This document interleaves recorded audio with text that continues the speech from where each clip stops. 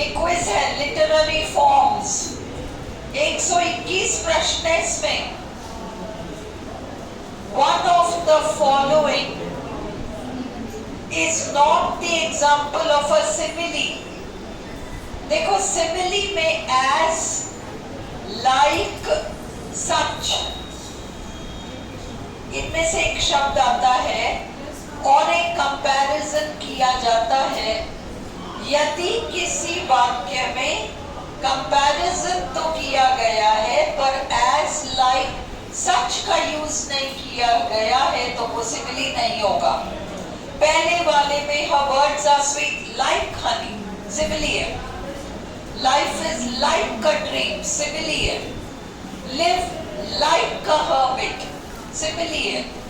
चौथा life is not a bed of roses, simile नहीं है। ओके, ये आपका सिमिली नहीं है, मेटाफर है, क्योंकि इसमें as, like, such वगैरह नहीं है। क्या होता है simile? Simile is a comparison, याद रखो, यूजिंग वर्ड्स। इसमें ऑप्शन में कंजंक्शंस दे रखा है, कोई कंजंक्शन पंजंक्शन नहीं है ये। as, like, such ऐसे वर्ड्स का यूज होता है। तो सिमिली कंपैरिजन होता है बिटवीन, इसी तरह के क्वेश्चंस देगी आरपीएससी। 4 ऑप्शंस दे देगी, बिटवीन 2 डिफरेंट ऑब्जेक्ट्स। सिमिली में 2 भिन्न भिन्न चीजों में तुलना की जाती है विद एटलीस्ट 1 कॉमन पॉइंट। दोनों में कुछ न कुछ समानता तो होगी। By using the conjunctions, conjunctions नहीं है ये, बिल्कुल भी नहीं है conjunctions। यूज इसको words कर लो, like, as, so, etc. Between 2 things of a different kind, all the above, all the above हमारा आंसर है, क्योंकि सिमिली में ये सारी चीजें होती हैं। कंजंक्शन काट लेना अगर जाके, कंजंक्शन नहीं है ये, वर्ड्स कर दो उसको, कंजंक्शन को।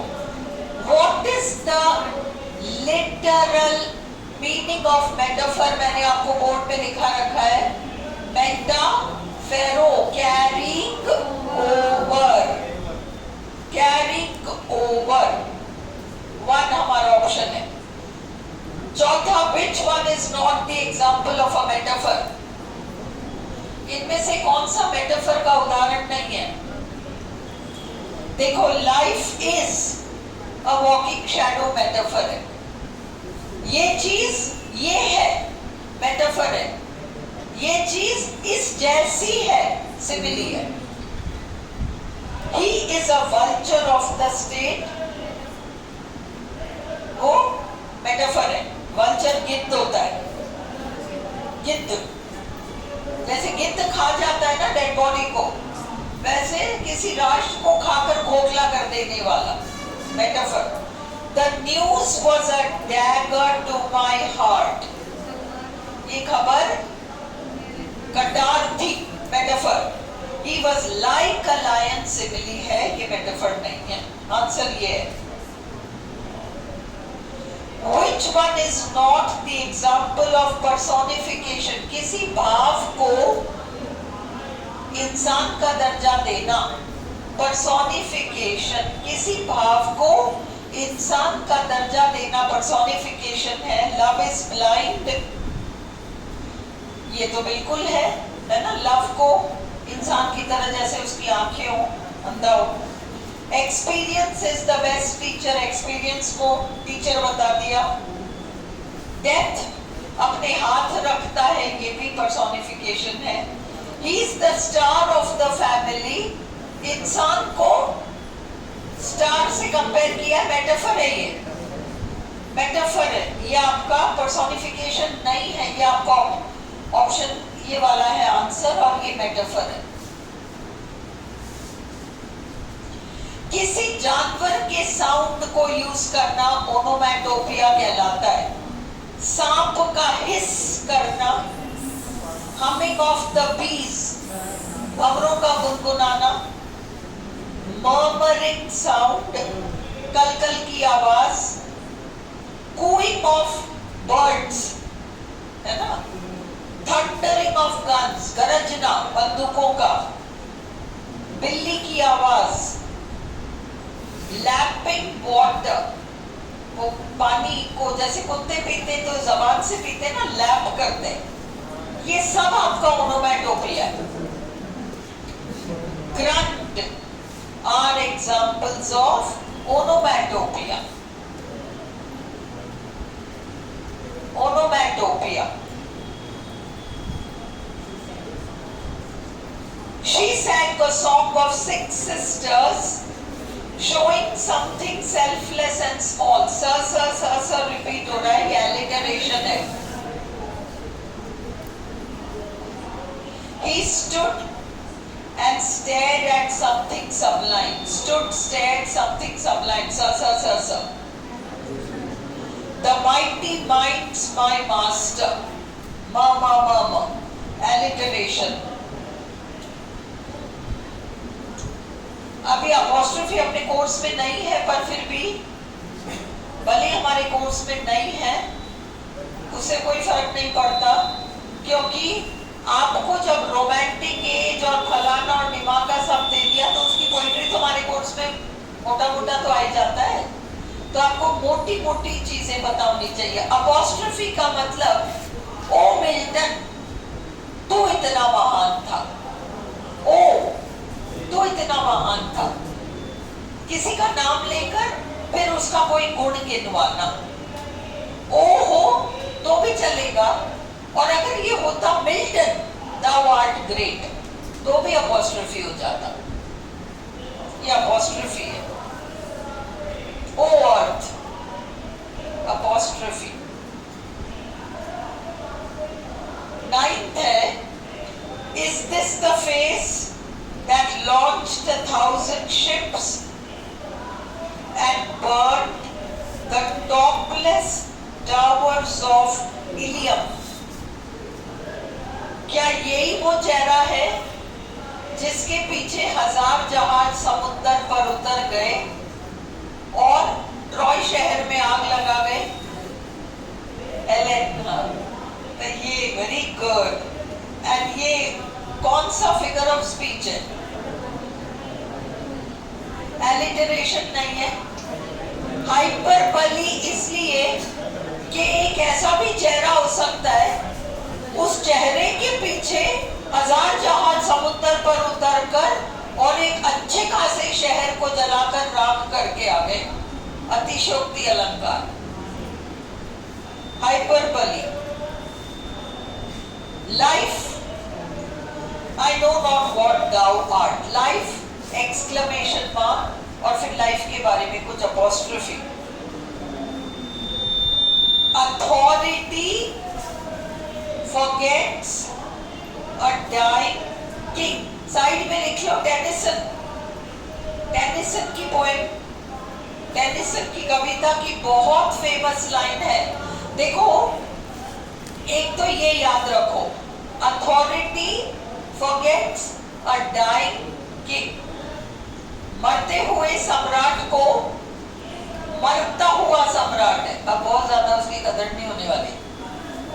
Authority personification, forgets a dying king, ये टेनिसन की पोएम मॉर्टे द आर्थर का लाइन है। एक तो Tennyson Morte d' Arthur, MORTE, D, Morte अलग है, MORTE, फिर डी है, फिर आर्थर ARTHUR। और एक और लाइन याद रखो जो कि सारे कोर्ट्स, दुनिया के सारे बड़े कोर्ट्स में फॉलो किया जाता है। ये आपके मैथ्यू आर्नल्ड डोवर बीच वाला जो था ना, डोवर बीच, उसका कवि था मैथ्यू आर्नल्ड। उसने अपनी कविता फॉरसेकन मरमेन में कहा था कि मरता हुआ व्यक्ति कभी झूठ नहीं बोलता, और इस चीज को सारे, इस लाइन को सारे कोर्ट्स ने एक्सेप्ट किया है। मरते हुए व्यक्ति के बयान को वो सत्य मान लेते हैं कि अब इसका क्या स्वार्थ, ये तो जाहिर है, क्यों झूठ बोलेगा, तो उसके बयान को सच मान लेते हैं। including courts in India. Understood? ओ कहीं आगे होगा नहीं होगा तो फिर तुम सिर्फ लिख लो मैथ्यू आर्नल्ड और मुझे याद दिला देना, फिर मैं लिखा दूंगी। तो ये आपका पर्सोनिफिकेशन है, कहीं ना कहीं होगा, वो बहुत इंपॉर्टेंट लाइन है। Frailty, thy name is woman, apostrophe, और शेक्सपियर का लाइन है ये। अबला कहते हैं ना, अबला नारी के लिए, अगला नहीं, अबला, अबला। भाई एक तो होता है सबला और अबला, बल रहित। सबला तो बल युक्त है, बल सहित, और अबला है बल रहित, है ना। तो शेक्सपियर ने कहा था frailty thy name is woman, Shakespeare का लाइन है ये आपका अपॉस्ट्रोफी है। The naughty boy is cunningly simple, the naughty boy is cunningly simple, cunningly भी और simple भी एक ही व्यक्ति के लिए दो परस्पर विरोधी विशेषण यूज करना ऑक्सीमोरॉन का उदाहरण है। एक ही चीज के लिए दो परस्पर विशेषणों को, खट्टी मीठी यादें, खट्टी मीठी यादें, खट्टी भी मीठी भी,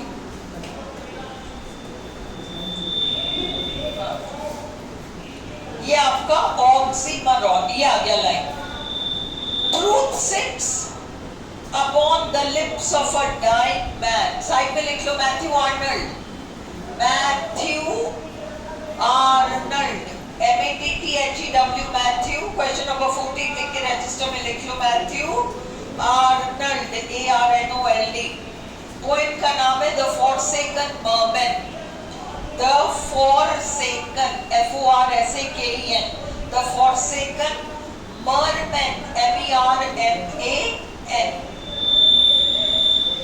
सत्य मरते हुए व्यक्ति के होठों पर बैठती है। 15 फिर अपॉस्ट्रोफी है, O mighty Caesar, dost thou lie so low। Caesar का नाम लेकर एक्सक्लेमेशन और उसके बारे में कुछ अपॉस्ट्रोफी। 16 बेलिंडा मुस्कुराई और सारी दुनिया खुश हो गई। एक बेलिंडा क्या मुस्कुराई, सारी दुनिया खुश हो गई। अतिशयोक्ति अलंकार, hyperbole, hyperbole.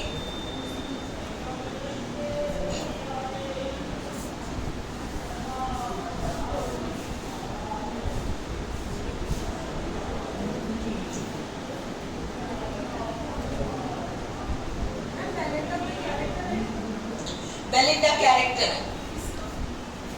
Come here. You come here. I'll pull your ears. You come. Come. You have to come. Come now. You haven't done MA previous.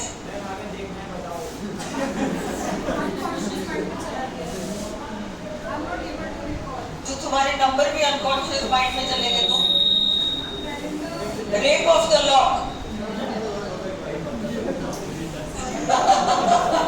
नहीं हम लोग तो तुम्हारा मजा लेना चाह रहे थे। ये सारे कह रहे हैं हमें देखना है, देखो तो सही तुम्हारे भाई लोग। दुष्ट भाई लोग, उनको मैं पहले पानी पी लूँ।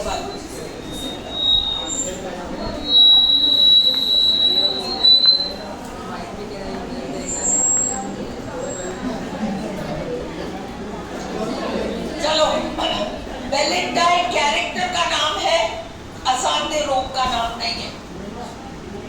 Who is Belinda? Okay, and out of joy his heart jumped miles high, ले खुशी के मारे उसका दिल 2 मील ऊपर उछल गया। Hyperbole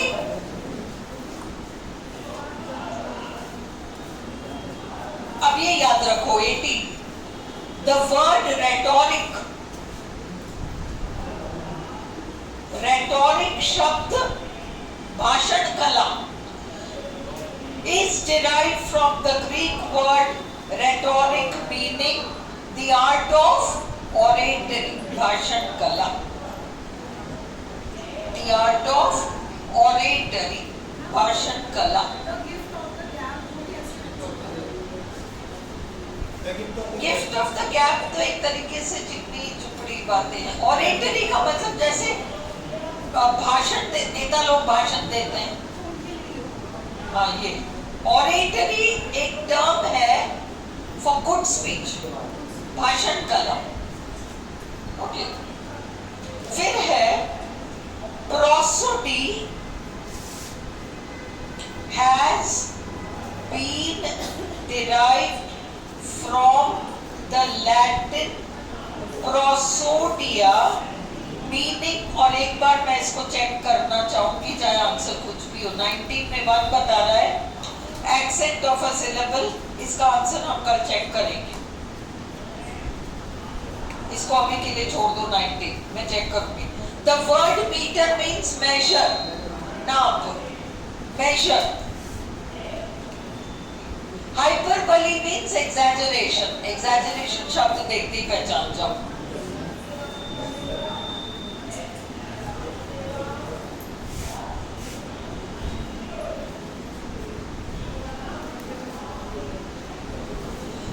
Which one is not the quality of a pun?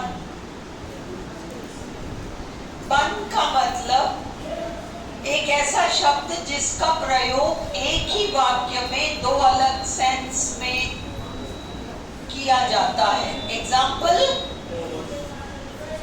राजदूत एक ऐसा व्यक्ति होता है, N ambassador is a person who lies abroad for the good of his country. राजनेता एक ऐसा, राजनेता नहीं, क्या कहते हैं, राजदूत, सॉरी राजदूत। राजदूत एक ऐसा व्यक्ति होता है who lies abroad, देश के हित के लिए वो lie abroad करता है। और lie के दो अर्थ हैं, जो विदेश में पड़ा रहता है, हाँ, और जो विदेश में झूठ बोलता रहता है।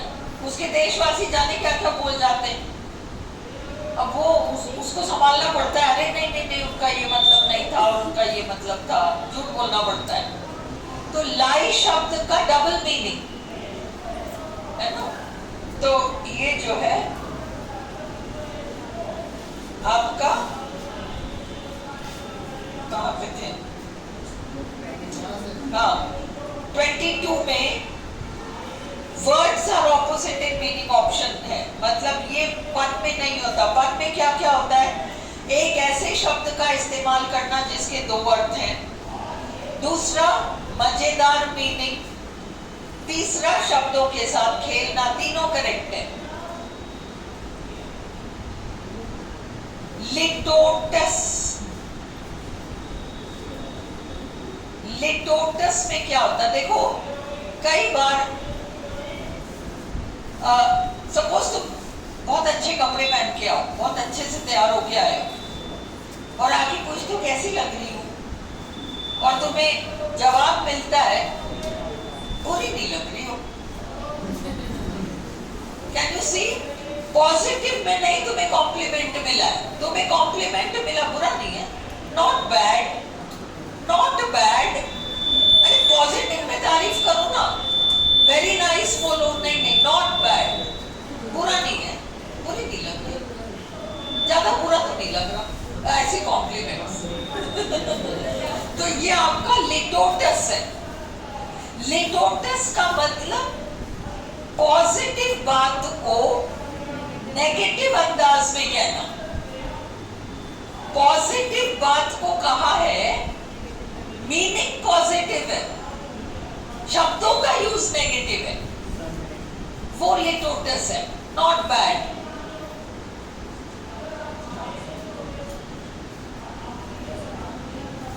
The word sonnet is derived from Italian sonetto, which means a small sound, a little sound with कोई सा भी. Who is known as the father of sonnet writing? Petrarch. but फिर भी याद रखो, पेट्रार्क ने जन्म नहीं दिया सोनेट को, Giacomo de Lentini, Giacomo de Lentini sonnet के नोट्स में है ये, आपने किया है अभी 2 दिन पहले, उन्होंने स्टार्ट किया, पेट्रार्क ने उसको लोकप्रिय बनाया।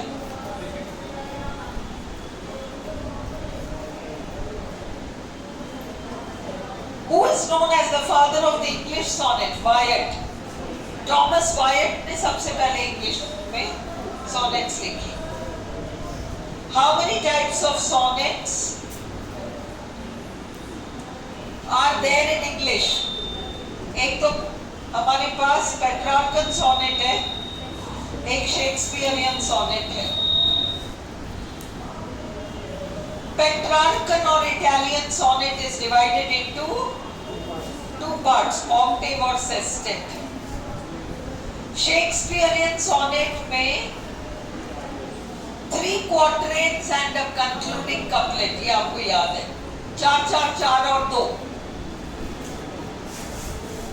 What is the rhyme scheme of Milton's octave? Milton Petrarchan sonnet लिखते थे और पेट्रार्कन सोनेट का एबीबी यही होता है।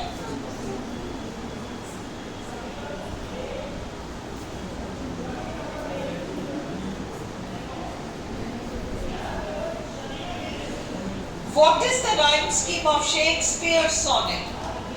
A B C D, ये स्टार लगाओ इस क्वेश्चन पे, C D E F G.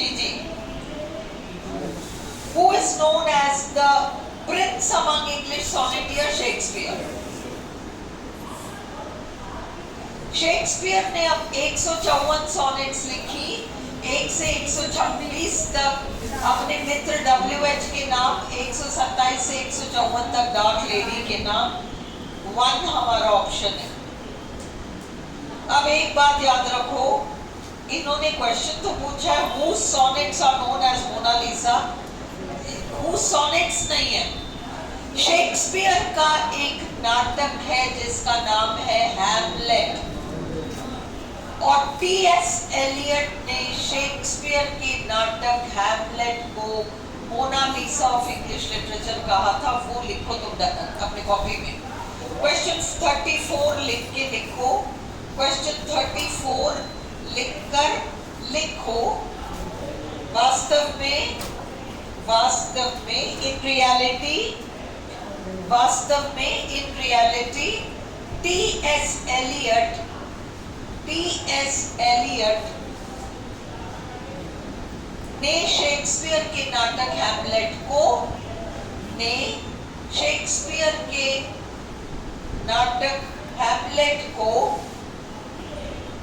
Mona Lisa of English literature कहा था। In reality T.S. Elliott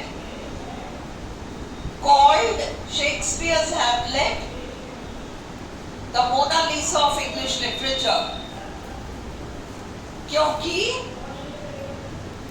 Mona Lisa एक बहुत फेमस वर्क ऑफ आर्ट है। मोनालिसा एक बहुत फेमस वर्क ऑफ आर्ट है, और शेक्सपियर का नाटक हैमलेट किसी कलात्मक रचना से कम नहीं थी, इसलिए T.S. एलियट ने इसे मोनालिसा ऑफ इंग्लिश लिटरेचर कहा।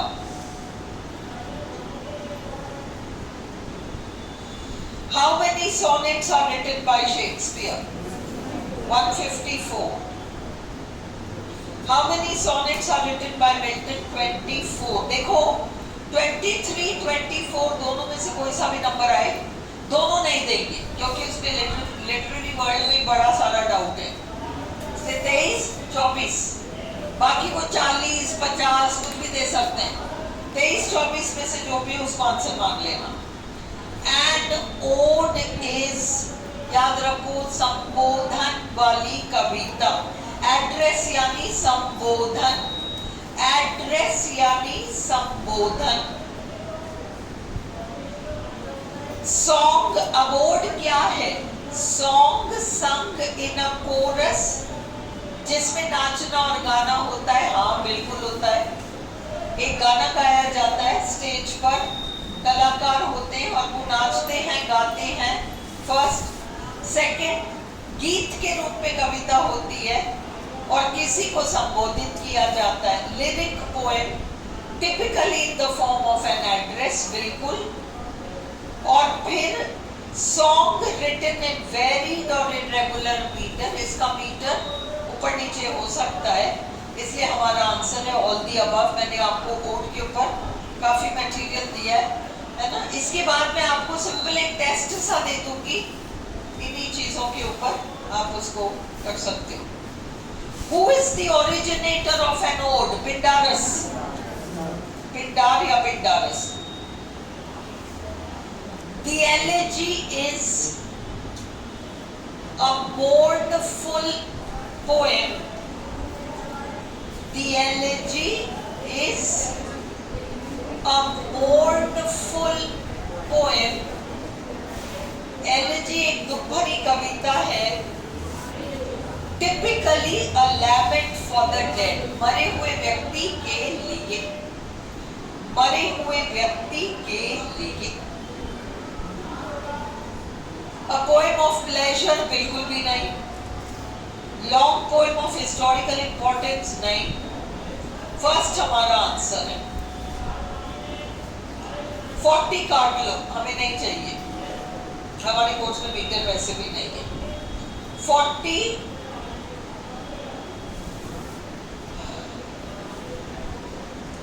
41, 42 ये काट लो। बस तुम एक चीज कॉपी में लिखो, iambic, IAMBIC, iambic is equal to, iambic is equal to unstressed syllable, unstressed syllable, UNSTRESSED,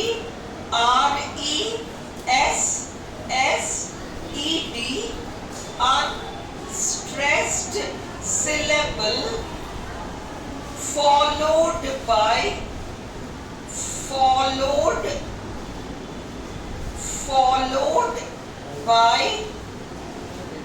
stressed syllable, STRESSED,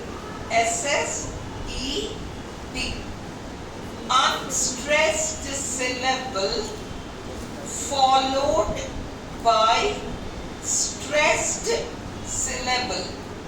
एक तो ये लिखो, और इसका ऑपोजिट होता है, ये क्या हो गया, और इसका ऑपोजिट आपका होता है stressed syllable followed by unstressed। इसका ऑपोजिट, iambic का ऑपोजिट होता है ट्रोकाइक या ट्रोकी। बस इतना सा याद रखो, ट्रोकी, TROCHEE, TROCHEE, या ट्रोकाइक, TROCHAIC, ट्रोकी या ट्रोकाइक, जिसमें की stressed syllable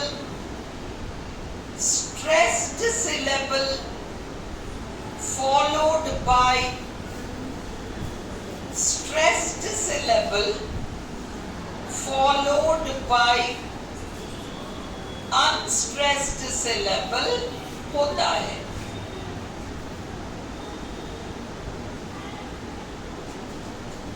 unstressed syllable होता है।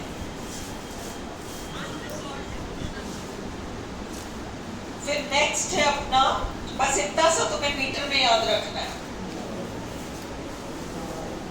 नेक्स्ट है तुम्हारा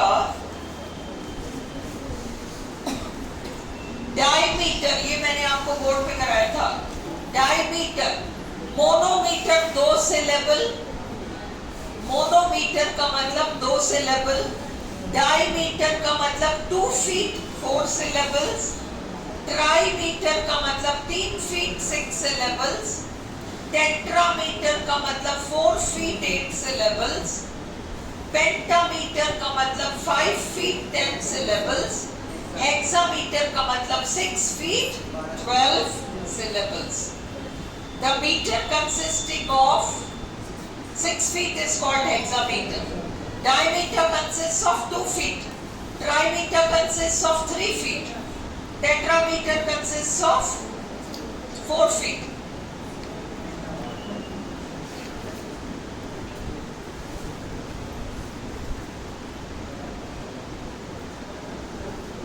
राइजिंग मीटर भी छोड़ दो, आपके नहीं आने वाला। सीशुरा, कॉमा, फुल स्टॉप या सेमी कोलन का बीच में आना। Caesura, pause, a break between words within a metrical foot or a pause in the middle of a line. Pause याद रखो, लाइन के बीच में किसी भी तरह का पॉज आना, रुकना, इसको हम सीशुरा कहते हैं। The stanza of 2 lines is called a couplet. 2 lines का stanza couplet कहलाता है। couplet. The quatrain is a stanza of 4 lines.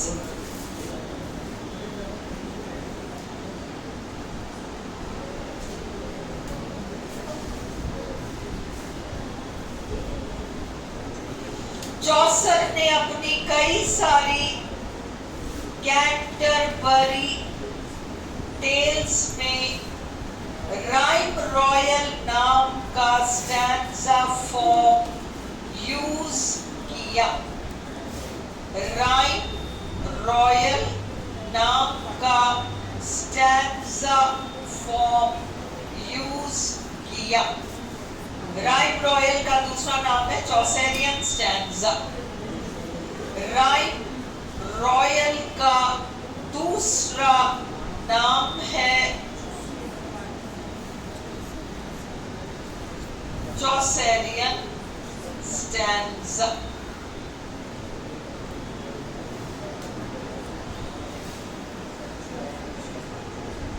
Fifty 51 छोड़ दो।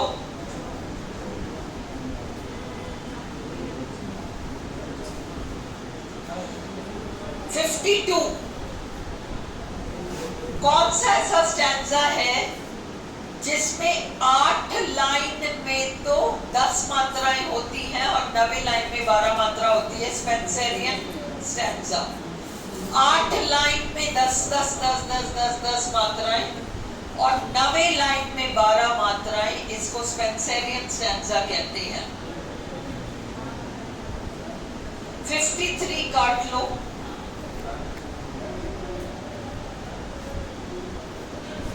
54 भी काट लो। 55 मतलब कॉपी में लिख लो फिर कट जाके। एसोनेंस, वावल साउंड्स का साउंड रिपीट होना by repeating the same vowel sounds in syllables, इसको एसोनेंस कहते हैं।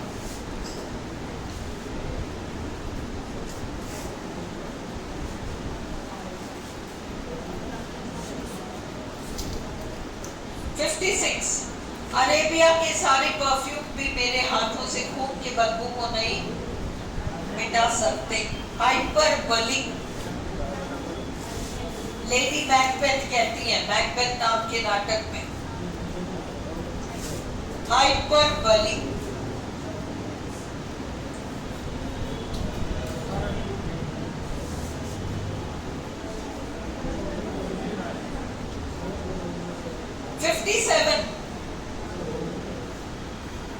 आपके नहीं है वैसे तो, बट जो कि फर्स्ट ग्रेड में है, किसी बड़े व्यक्ति का नाम लेकर अरे मदर टेरेसा खुद चलकर आई है क्योंकि किसी ने कोई बहुत बड़ी सेवा का कोई काम कर दिया। इसको मेटाफर से ज्यादा सिनेक्टकी कहेंगे। Synecdoche. Daniel come to judgment. Daniel Bible का पात्र है। एक अलंकार है पोइट्री में,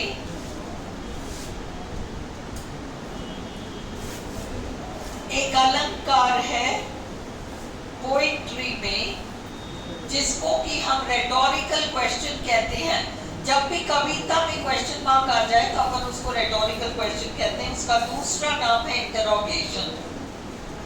उसका दूसरा नाम है इंटरोगेशन।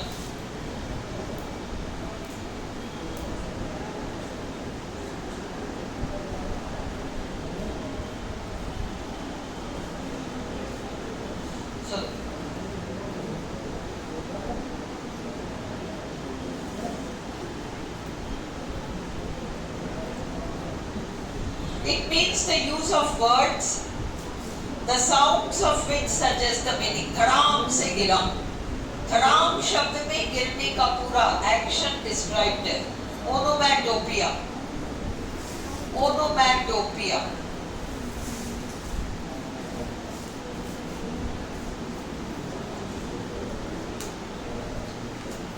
अगला, it is a technique in or passage of rhetoric। एक ऐसा टेक्निक है या ये ऐसा पैसेज है जिसमें कि वाक्यांशों को धीरे धीरे धीरे धीरे और फोर्स दिया जाता है। Climax.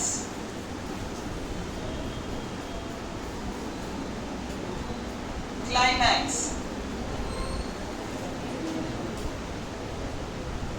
The plowman homeward plods his weary way।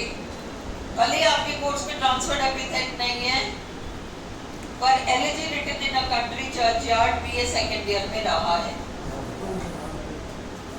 Plowman किसान। किसान अपने थकान भरे, मतलब देखो खुद थका हुआ है, खुद थका हुआ है। वे का मतलब रास्ता, वियरी का मतलब थका हुआ।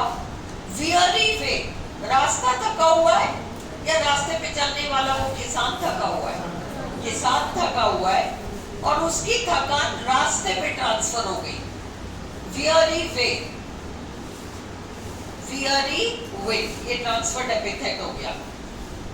केवल ये लाइन याद रखो क्योंकि बहुत फेमस लाइन है इसलिए। Milton's Paradise Lost is epic.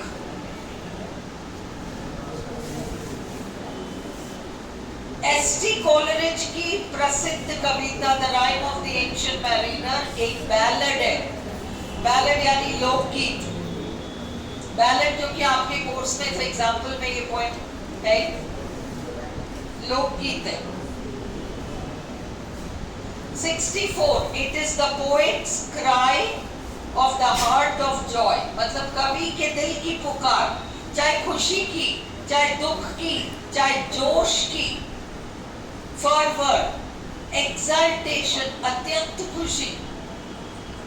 It follows that since powerful feelings are of short duration, क्योंकि हमारी उत्तेजित भावनाएं कम समय के लिए रहती हैं, इसलिए ये वाली रचना छोटी रहती है। लिरिक, छोटी रचना, छोटा गीत।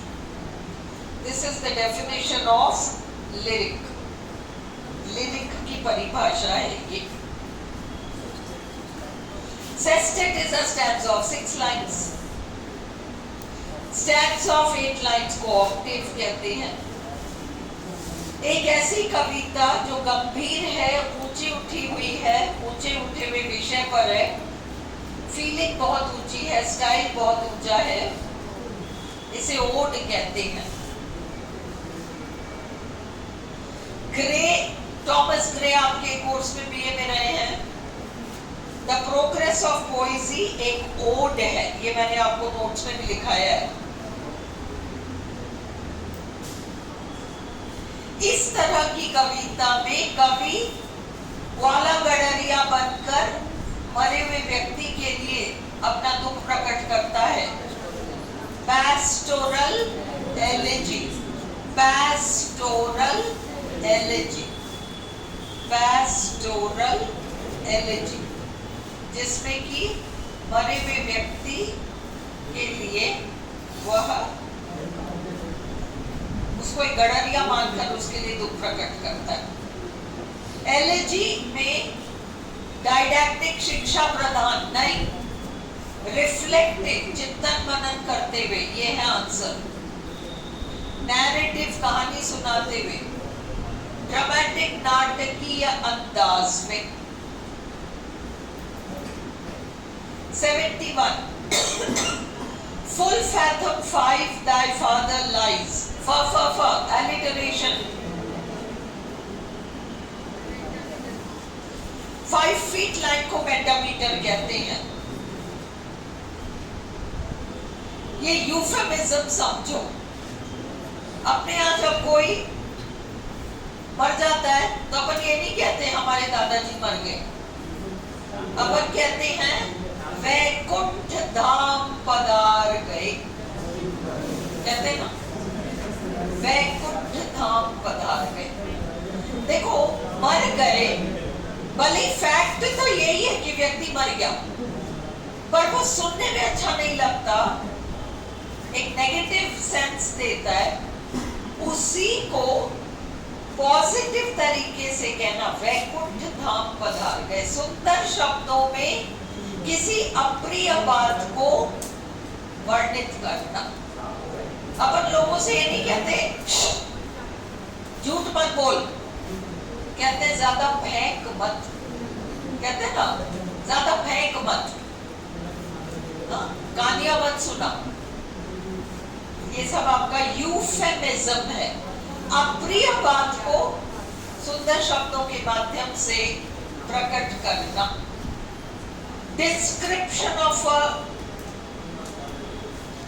डिसएग्री, याद रखना मैंने यूफिज्म लिखाया है, यूफ्यूज नाम के कैरेक्टर के ऊपर, कंफ्यूज मत होना, ये यूफेमिज्म है, एम है बीच में। Description of a disagreeable thing, अप्रिय चीज का वर्णन। डिसएग्रीएबल थिंग का मतलब अप्रिय चीज का वर्णन एक सुखद तरीके से, अग्रीएबल तरीके से। Saying an unpleasant thing in a pleasant way, एक दुखद बात को थोड़े सुंदर तरीके से कहना, किसी बात को चुभने वाले तरीके से ना कहना। Saying the things less offensively, चुभने वाले अंदाज में ना कहना। All are correct, euphemism। Antithesis, क्या हुआ, कुछ पूछना है? सुनो, antithesis, antithesis, silence is golden, speech is silver. दो बातें, united we stand, divided we fall, इस तरह की बातें। वाक्य के दो भाग हैं, पहले भाग में कुछ कहा गया है और उसका उल्टा वाक्य के दूसरे भाग में कहा गया है। एंटीथीसिस। ऑक्सीमोरॉन में एक ही चीज के दो परस्पर विरोधी गुण बताए जाएंगे। Oxymoron means two contradictory qualities, दो परस्पर विरोधी गुण एक ही चीज के। एपिग्राम, एक आश्चर्यजनक कथन, अ ब्रीफ पॉइंटेड सेइंग, संक्षिप्त में कथन। इंट्रोड्यूसिंग एंटीथेटिकल आइडियाज, चौंकाने वाली बातें। सफलता के कदम कब्र तक हमें ले जाते हैं। एपिग्रामेटिक कह लो, पैराडॉक्स कह लो।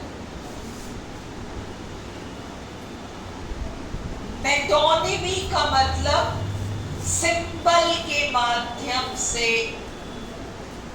किसी के बारे में कुछ कहना। जैसे कुर्सी की पूजा तो सब करते हैं, कुर्सी की थोड़ी पूजा करते हैं। कुर्सी किसी चीज का प्रतीक है। कुर्सी रौब और रुतबे का प्रतीक है। फिर उस कुर्सी पे कोई भी बैठे, उसकी पूजा होती है। वो जिस दिन रिटायर होके चल देता है, फिर कहानी बदल जाती है। उस पे फिर उस कुर्सी पे दूसरा आके बैठ जाएगा, फिर उसकी पूजा होने लगेगी, है ना। तो ये मेटोनिमी है। सफेद बालों की इज्जत करना सीखो। तो सफेद बाल किसी का प्रतीक है ना, एज का। तो इसलिए एज का प्रतीक है ना, और इसलिए सफेद बालों की इज्जत। वो ये थोड़ी कह रहा है सफेद बालों की इज्जत करो, वो सफेद बाल किसी का प्रतीक है। ये मेटोनिमी। अरे काले कोट वालों से तो दूर ही रहो, वकीलों से दूर रहो। काले कोट सिंबल हो जाते हैं किसी चीज के, लॉयर्स। तो ये मेटोनिमी है।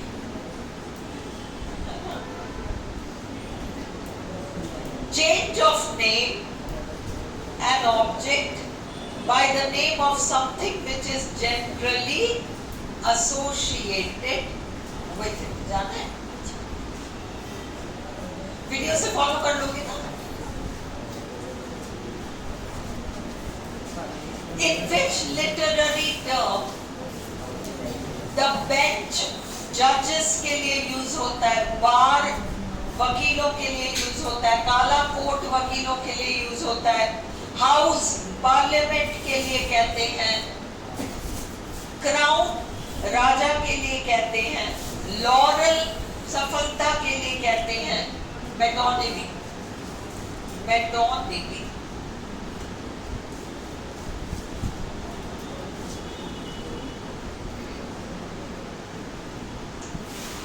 Which figure of speech is used in the sentences? His honor rooted in dishonor stood. ज्यादा दिमाग मत लगाओ, ऑनर और डिसऑनर एक साथ आ रहा है, दो परस्पर विरोधी, ऑक्सीमोरॉन। वाइजेस्ट फूल, वाइजेस्ट भी और फूल भी, ऑक्सीमोरॉन। कनिंगली सिंपल, परस्पर विरोधी, ऑक्सीमोरॉन। इसमें कौन सा अलंकार है? Speech is silver, silence is gold. कईयों को बुलाया जाता है, कुछों को लिया जाता है। इंटरव्यू के लिए 4 पद है, 4000 लोग आए, कईयों को बुलाया जाता है। आ जाओ इंटरव्यू के लिए, तो आ जाओ। Many are called, few are chosen। ये आपका एंटीथीसिस है। मैन प्रोपोजेस, मनुष्य योजनाएं बनाता है, भगवान की मर्जी से सारे काम होते हैं। Man proposes, God dispossess.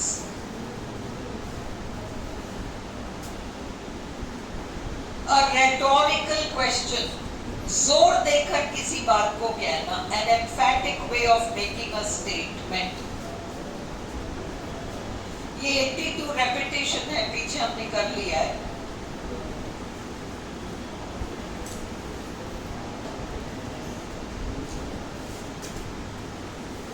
Anti climax, हम उम्मीद क्या कर रहे थे और एंड क्या हुआ। कई बार कई फिल्मों में, कई कहानियों में पढ़ते जा रहे हैं, एक पॉइंट तक आ गए, फिर सडनली कहानी नीचे की ओर जा रही है, पता नहीं क्या हो रहा है, और वो मतलब बोरिंग होने लग जाती है। जो हमने उम्मीद की थी उससे बिल्कुल अलग कुछ हो रहा है। इसको बैथोस या एंटी क्लाइमैक्स कहते हैं। कहानी जब नीचे चली जाती है उम्मीद के खिलाफ। ही केम, वो आया, उसने देखा, वो लूट गया। क्लाइमैक्स जूलियस सीजर का लाइन है ये। He came, he saw, he conquered.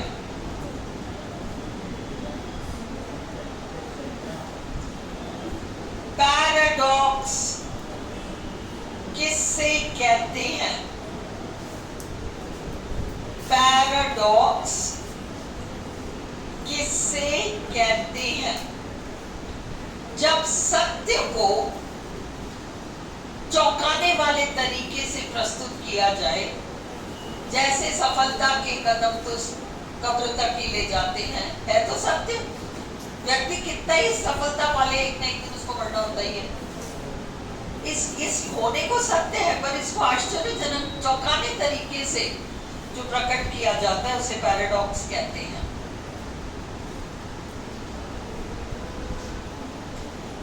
अगला, ट्रू फ्रीडम। क्या हुआ, नहीं क्लियर हुआ क्या? राहुल क्या हो गया? हाँ नहीं, इसको तो निपटा लो भाई, इसको निपटा लो। 121 तक है, इतना तो निपटा लो। चलो राहुल, तुम बाकी घर जाके वीडियो से देख लो। अच्छा ठीक, बहुत अच्छी बात है। मैं तो क्या चाह ही नहीं हूँ कि तुम यहीं बैठ के देखो। चलो, ट्रू फ्रीडम, वास्तविक आजादी इच्छाओं को सीमित करने से प्राप्त होती है। अरे, वास्तविक आजादी इच्छाओं को सीमित करने से प्राप्त हो जाती है। किसका एग्जाम्पल है? पैराडॉक्स। पैराडॉक्स क्यों आश्चर्यजनक कथन है, पर देखा जाए तो सत्य है। ज्यादा पढ़ करते हैं तो ज्यादा परेशान रहते हैं, सीमित रखते हैं, उन पर ध्यान देते हैं, उसमें ज्यादा संतुष्टि है। A load of learning lumbering in his head, alliteration का एग्जाम्पल है। ये रिपीट हो रहा है। एसोनेंस तो वावल साउंड्स का रेपिटेशन है। 88। अभी एपिटैफ, एपिग्राम, ये सब याद रखो। एपिटैफ श्रद्धांजलि, मतलब कब्र पे लिखे गए शिला पर, कब्र पर जो शिला या पत्थर होता है उस पर लिखा गया लेख एपिटैफ होता है, याद रखना। Epitaph means an epigram about a dead, कुछ शब्द जो कि मृत व्यक्ति के लिए लिखा जाता है। ऑबिचुरी, हाल ही में मरे हुए व्यक्ति, जो शोक संदेश होता है, शोक संदेश को ऑबिचुरी कहते हैं। 91 छोड़ दो। 92, एक कहानी जिसके माध्यम से कोई नैतिक शिक्षा दी जाए। अक्सर इसमें जानवरों का प्रयोग किया जाता है। A fable is a little story with some moral maxim. Litotes hyperbole का ऑपोजिट होता है। हाइपरबली में तो बड़ा चढ़ा कर कहते हैं और लिटोटस में कम करके बताते हैं। 94 स्टार लगाओ, बहुत इंपॉर्टेंट है। रजिस्टर में स्टार लगा दो। हीरोइक कपलेट क्या होता है? हीरोइक कपलेट में आपके ग्रुप में डाल दूंगी आज, है ना? देखिए मुझे याद दिला देना। हीरोइक कपलेट, ये छोटी छोटी चीजें, मेटाफिजिकल पोइट्री, ये सब मैं डाल दूंगा। हीरोइक कपलेट, कपलेट का मतलब 2 लाइन का स्टैंजा, प्रत्येक लाइन में 10 मात्राएं, वीरता और बहादुरी की कविता में यूज होने वाली। नंबर 2 हमारा ऑप्शन है। इंग्लिश लिटरेचर में चौसर ने सबसे पहले हीरोइक कपलेट को यूज किया था। पर हीरोइक कपलेट इंग्लिश लिटरेचर में लोकप्रिय हुआ रेस्टोरेशन काल में और ऑगस्टन काल में, ये याद रखो। हीरोइक कपलेट में ही अधिकतर लिखते थे लोग। Rape of the Lock, Absalom Achitophel, बहुत सारी फेमस रचनाएं जो रेस्टोरेशन काल 1660 से 1700 तक का जो काल है उसमें हीरोइक कपलेट यूज होता है। ईच लाइन हीरोइक कपलेट में 10 मात्राएं होती है। डेका, डेका का मतलब 10, डेका सिलेबिक।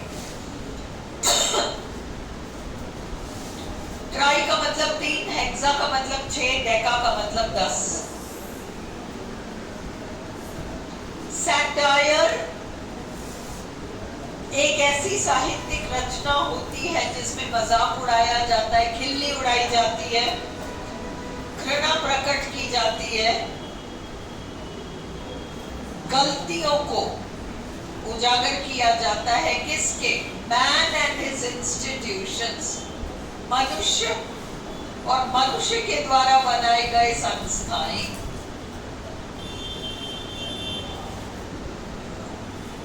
इनमें से कौन सी प्रसिद्ध सैटायरिक रचनाएं हैं रेस्टोरेशन काल की? अभी मैंने आपको नाम बताया था, Rape of the Lock, Absalom Achitophel, Battle of the books,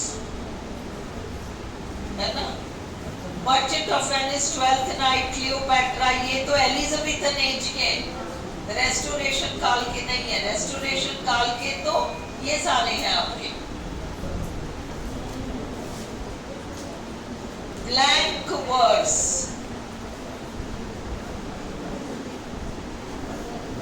unrhymed verse, बिना तुकबंदी की कविता, अक्सर उसमें 10 मात्राएं होती हैं। इंग्लिश में सबसे पहले ब्लैंक वर्स किसने इस्तेमाल किया? अपन ने देखा था ना सोनेट के टाइम पर हेनरी हॉवर्ड अर्ल ऑफ सरे जो थे, उन्होंने वास्तव में 4 4 4 और 2 वाला सोनेट लिखा था। उन्होंने सबसे पहले एक महाकाव्य जिसका नाम इनीड है, उसके कुछ भाग को ब्लैंक वर्स में ट्रांसलेट किया था। तो सबसे पहले सरे in his translation of Virgil's Aeneid, comedy किसे कहते हैं? जिसमें एंड में हीरो या हीरोइन में से कोई मरता नहीं है, है ना, हल्के फुल्के लाइफ सिचुएशंस के बारे में। A play that has a happy ending and that deals with real life situations in a light-hearted way. The term conceit originally means, conceit शब्द जो है उसका मूल अर्थ क्या है? A concept or image, हाँ, एक concept या image which establishes, जो कि स्थापित करता है, a striking parallel, मतलब एक कंपैरिजन प्रस्तुत करता है between two apparently dissimilar things, भिन्न भिन्न चीजों के बारे में। ये करेक्ट है। काल्पनिक और बिल्कुल अलग हटकर कोई तुलना, ये भी करेक्ट है। फार फेच्ड कंपैरिजन, बहुत दूर दराज की तुलना है, ये भी करेक्ट है। इसलिए all are correct. All are correct options को अच्छे से देख के जाना है इस क्विज में। ये सारे फीचर्स हैं उस चीज के। रिदम देखो, लयबद्ध भाषा, ऑल करेक्ट है। Regular rising and falling in the flow of sound, ध्वनि का उतार चढ़ाव क्रमिक तरीके से। स्ट्रेस्ड और अनस्ट्रेस्ड टुकड़ियां मीटर में बंधी हुई। स्ट्रेस्ड सिलेबल्स क्रम से आती हैं, ये सब रिदम है। ये राइज, अब ये देखो, सपोज ऑप्शन में मीटर होता और ये रिदम भी है, हम कैसे पहचानेंगे? ये है ना साउंड का उतार चढ़ाव। साउंड का उतार चढ़ाव रिदम में होता है, मीटर में तो सिलेबल का उतार चढ़ाव होता है, साउंड से कोई रिलेटेड नहीं है। द रेस्टोरेशन कौन से साल में हुआ? 1660 में। चार्ल्स द्वितीय को सिंहासन पर वापस बिठाया गया, लिख लो, ये है अगला। The king who was called to the throne of England in 1660, Charles द्वितीय, उसके पिताजी की गर्दन काट दी थी 1649 में। 1649 से 1660 11 साल तक प्राइम मिनिस्टर ओलिवर क्रॉमवेल का शासन चला, कोई सम्राट नहीं था। और 1660 में चार्ल्स द्वितीय को सिंहासन पर बुला लिया। अब ये रेनेसांस बहुत इंपॉर्टेंट है, सारे पॉइंट्स करेक्ट हैं। रीबर्थ, पुनर्जागरण और ज्ञान के प्रति लोगों का एक ताजा उल्लास। Interest in ancient classical art and literature of Greece and Rome, Greece और रोम के कला और साहित्य में दोबारा से रुचि लेना। मध्यकालीन युग का अंत, 8वीं से 13वीं शताब्दी तक मध्यकालीन युग है, उसका अंत हुआ 14वीं शताब्दी से रेनेसांस है। आधुनिक संसार, all are correct. Lyric, lyre नाम के शब्द से आता है। लायर एक किस्म का वाद्य होता था जिसमें तार होते थे, वीणा जैसा सा, वो जो म्यूजिकल इंस्ट्रूमेंट जिसमें तार होते हैं। Who is known as the father of essay writing? देखो, मॉन्टेन फादर ऑफ एसे, क्योंकि उन्होंने फ्रांस में शुरू किया। Father of the English essay Francis Bacon है। Who is the father of the English essay? Francis bacon.